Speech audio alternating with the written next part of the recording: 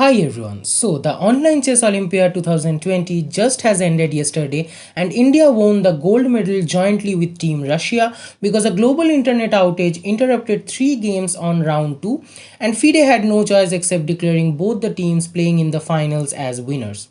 However, with this, India wins the gold medal for the first time in the history of chess Olympiads among 163 teams around the globe. Coming on top is not that easy, right? But the credit goes to all the players from Team India who brought their A games and managed to get the victory.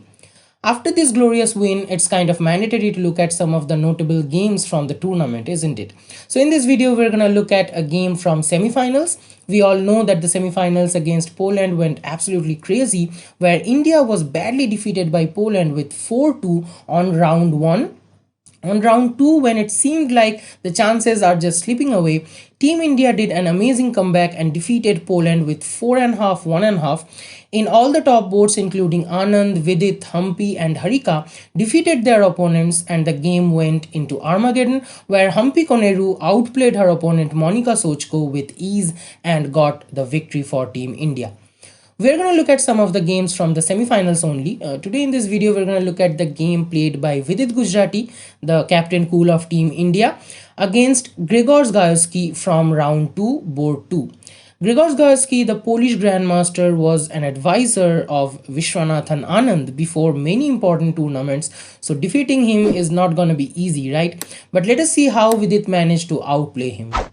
So without further delay, let us dive into the game. Vidit is playing with the white pieces, Gajewski with the black pieces, and Vidit begins the game with d4. We all know that he is a d4 player. Black here chooses to go for knight f6, preventing the immediate e4 push here. So c4 by white, taking control of the center. e6 by black, activating the dark square bishop, and instead of knight c3, bishop b4, the Nimzo Indian Vidit here chooses to go for knight f3, developing the knight, also taking control of the dark squares of the center, and black strikes the center with d4. So we are looking at the queen's gambit declined on the board. After which white goes for knight c3, taking control of the e4 square with the idea of e4 in future. So black here goes for bishop b4, pinning the knight against the king, weakening white's control over the e4 square, and we are looking at the ragozin over the board. White here chooses to go for bishop g5, counter pinning the knight against the queen, weakening black's control over the e4 square, and it looks like that the battle is going around taking control of the e4 square, which is the reality that's very much evident from the position. So h6 by black, asking white, what do you want to do with your bishop? White here chooses to exchange the bishop for the knight, so that white can take control of the e4 square. So bishop into f6, queen into f6 now, and after that white goes for queen a4, forking the king and the bishop, but simply knight c6, preventing the check, at the same time defending the bishop here. So e3 by white, activating the light square bishop, and here black first goes for castle, ensuring king's safety, which is super important in rapid or blitz games. Bishop e2, activating the bishop, also creating some room for the king to castle. D into c4, white first goes for castle, and then after bishop d7, connecting the rooks, at the same time developing the bishop with the idea of some discovery on the queen, white queen. White here goes for bishop c4 first, and after black also chooses to exchange the bishop for the knight. So bishop into c3, b into c3, and now this c3 pawn of white is kind of backward. Obviously black has no dark square bishop, so it's not that much tough, but obviously white needs to take care of the c3 pawn in the middle game. So queen e7 by black, which is not a very good idea, because maybe black is willing to bring the queen on the queen side, but that is not actually according to the spirit of the position. Here a good move could be rook f8, or rook fd8 or rook a d8, maybe with the idea of knight into d4, with the chance, with the discovered attack on the queen. And for that reason now it's mandatory for white to go for queen a3 or queen c2. Pushing the queen back in this position is very much important. But Gajewski here goes for queen e7, which is not a very strong move. White here goes for bishop e2. Now that's a very kind of, white here willing to maneuver the queen and the bishop in a way so that, after queen c2, queen e4 and bishop d3, white will manage to create a battery over the b1 h7 diagonal, and try to bring some counterplay against black. So black here goes for b6 against white, which is again a very not a very strong move. However, queen c2, white is following his plans, and knight a5, maybe with the idea of bringing the knight on c4, which is also not a very strong move in this position, because as now knight is going towards the edge of the board, white simply takes the advantage of that and brings his knight to e5, taking control of the c6 square, putting an outpost over the center, and white's control over the center looks now very strong.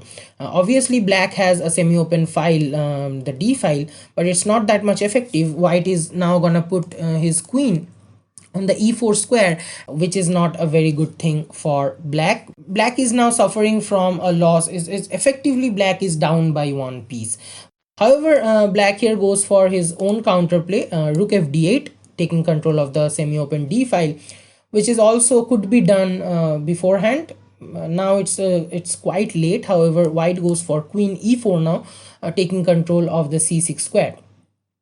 Bishop e8 activating the rook over the semi-open file, and bishop d3 as we have discussed. Now there is a mating threat on the h7 square, so black needs to do something in this position. Black here chooses to go for f5, and Vidit here goes for queen f4 with the idea of playing on the dark squares, but that is also not a very strong move by Vidit, because here white should have done queen f3, maintaining white's control over the c6 square, because now the c6 square is defended twice, so knight c6 is not possible, simply because black is gonna lose a piece here.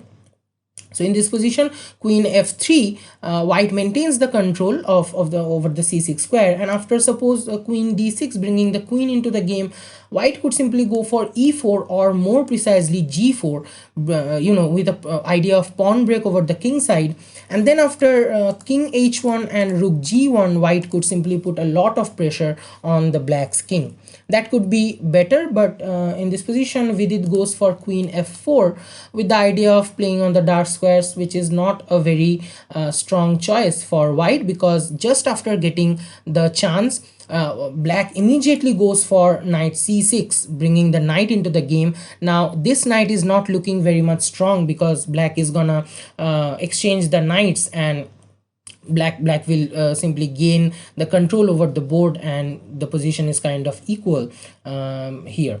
However, white here goes for e4, trying to break the pawn structure over the king side, but queen d6, again here black could go for exchanging the knights.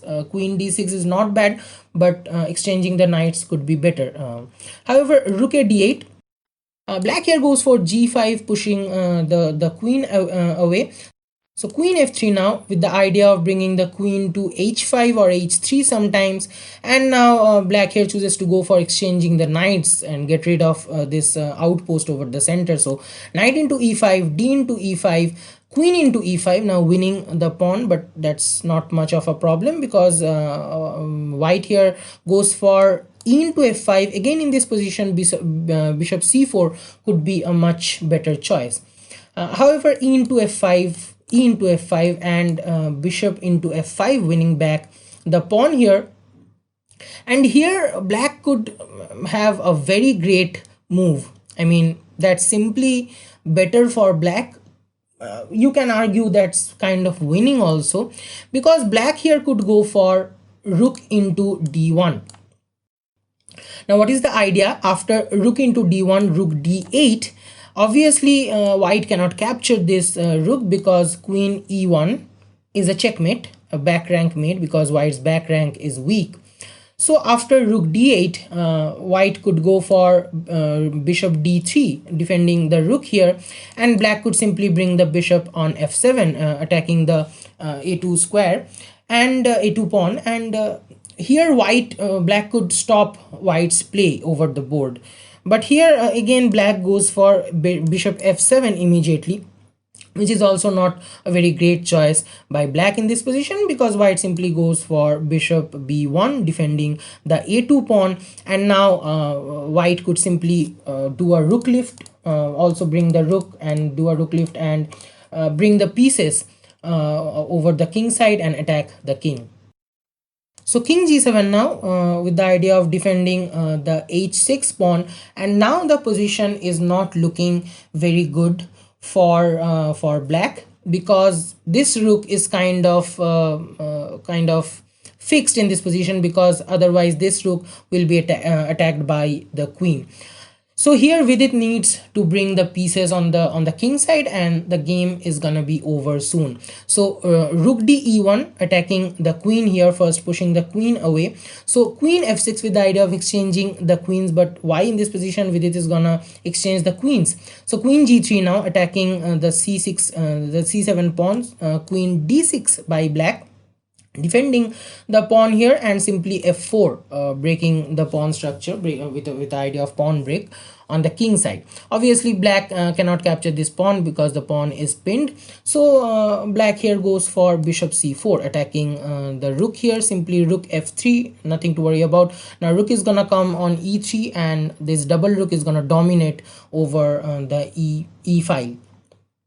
Rook e8 with the idea of trying to exchange the rooks here, but simply rook fe3, doubling up the rooks, rook into e3, queen into e3. Now this queen is gonna come on somehow e7 or maybe e4.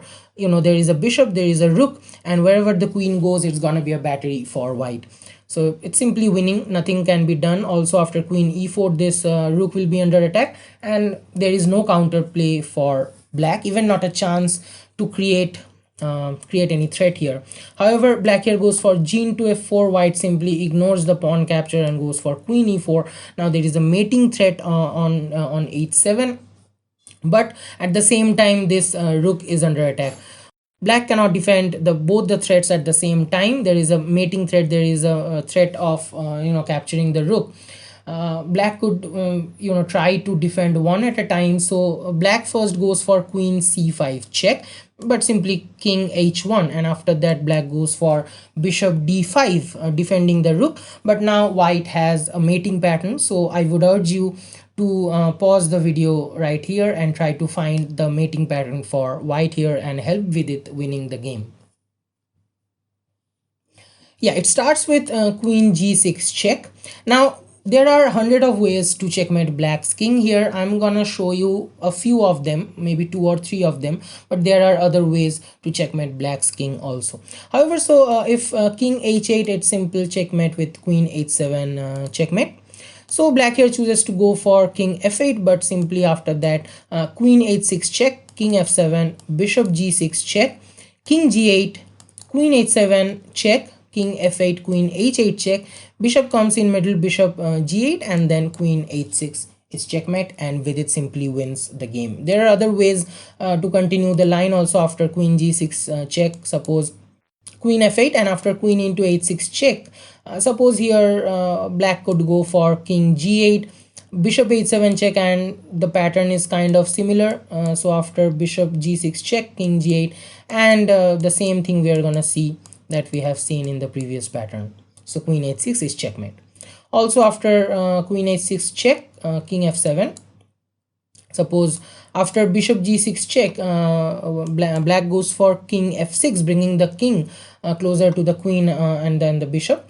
But that is of no use, because bishop e8 check is winning. The only choice of black is king f5, and queen g6 is checkmate. So there are thousands of ways to checkmate black's king. We are not gonna see all the patterns. So this is the final position on the board between Vidit Gujrathi and Grzegorz Gajewski, and with this Vidit gets a glorious victory on round 2 after the defeat on round 1. And it's obviously a great game by the Indian captain. So with this, we are coming to the end of the video, also end of the game. Vidit here gets an amazing victory with this checkmate, and maybe I'm gonna present some of the, I'm gonna analyze some of the other games from the semifinals only and get some of the best games played by Indian players. But for now, I'm taking your leave. See you next time with some other exciting game of chess.